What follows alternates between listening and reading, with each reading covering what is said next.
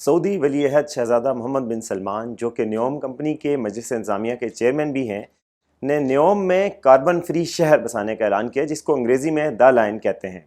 ये मुस्तकबिल के शहरों के लिए एक मिसाल होगा। नए शहर कुदरती माहौल दोस्त होंगे और इसी तर्ज पर बसाए जाएंगे। सऊदी खबररसां इदारे SPA के मुताबिक द लायन शहर 170 किलोमीटर के रकबे में बसाया जाएगा।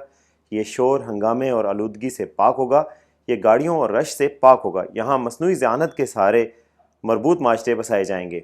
द लायन सऊदी विजन 2030 के अहदाफ को अमली जामा पहनाएगा। यहाँ रोज़गार के 3,80,000 मौके मुहैया होंगे। ये शहर 2030 तक सऊदी अरब की मजमूई कौमी पैदावार में 180 अरब रियाल का हिस्सेदार बनेगा।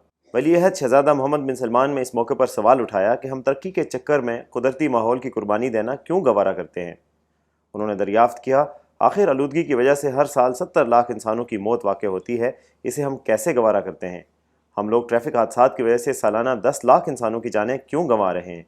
क्या वजह है कि हम ट्रांसपोर्ट में इंसानी ज़िंदगी के कई बरस के ज़िया को कबूल किए हुए हैं। मोहम्मद बिन सलमान ने कहा कि दरअसल हमें मुस्तकबिल के शहरों के हवाले से नए तसव्वुर की ज़रूरत है।